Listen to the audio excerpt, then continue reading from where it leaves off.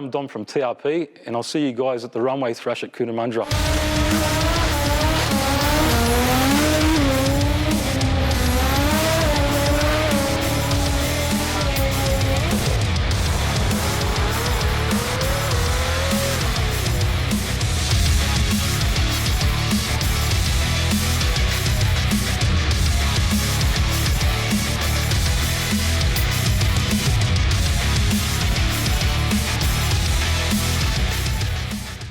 I started my apprenticeship when I was 15 with my dad at R&G Mechanical Repairs, then turned into Tony Rigoli Performance in 2001 with me and my brother Sam. And back then, you know, you kind of had to make everything, you know, you couldn't just go buy it off the shelf. We started playing with Subarus, you know, and I've had a WRX for years. Then after the Subaru, I think it might have been the Mitsubishi.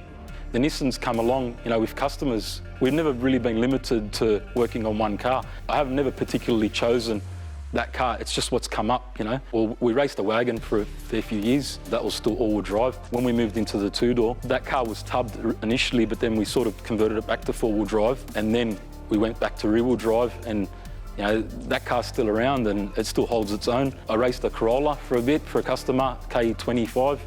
That was running mid-sevens with a 4G63 in it. From the Corolla, I got the 4G bug again, and that's how I ended up with the Eclipse, pretty much. In between that, you know, we had Bill wanting to build his 300ZX. That's sort of been lingering in the background, but then we sort of started full-on racing it over the last, you know, sort of 2 years. We've been just going, we've wanted that record, and, you know, we finally got there.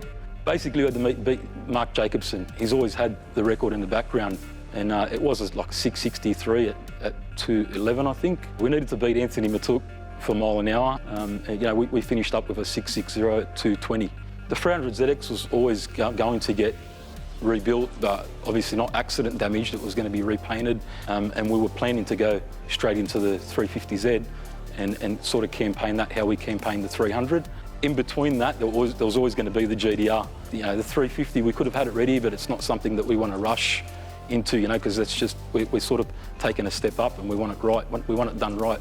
Basically, from a service to a full race car build, we can do everything. The suspension work, track prep, the whole lot. You know, whether it's a drag car, circuit car. Chris Alexander's R32, that's the car we sort of campaigned for a few years. We basically can do any type of racing, and we basically build something to suit what the application's going to be.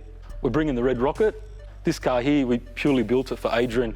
He just wanted to go roll racing. Well, I pushed him that way because to go drag racing, you're always going to have breakages, and we're going to need a roll cage. So, you know, the aim was, you know, to win roll racing. And yeah, he's beaten quite a few 8-second GDRs. And I mean, the first one he beat and the second one he beat, and then the third one, they're not kind of comprehending it. They're thinking they stuffed up their driving, but you know, the car does now make 1,000 at the wheels. So it is pretty wild.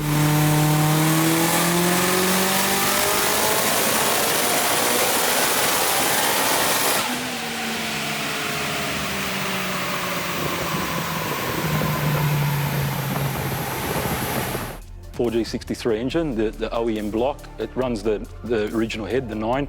We don't run the Myvec on it. Now it's got the 76, 75 on it. M-Tron ECU. Basically, we've built it to cop some punishment, and it is a street engine. He's a green P-plater. That's why he doesn't drive the car a lot. You know, it does laps, as you can see at roll racing. We drive into there, we drive out of there. The fact that we've been working on these things, you know, since the late 90s, it's, you know, it's still the same engine. It's still the 4G63 engine. You know, we've pushed one of these over 1,600 horsepower, you know, in a race application. We never thought we'd be able to go this far with something that can drive on the road. We thought we would start running into block problems, but, you know, so far, so good, you know.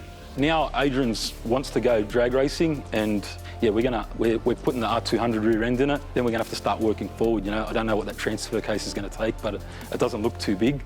I guess it's gonna be trial and error now. It's good for that reason. We don't need to have the roll cage. We can just go there and we can do a bit of testing.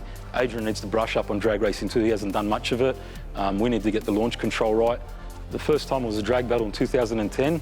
That was awesome. It was like it was very untouched, you know. We walked out of there with the fastest car of the day, you know.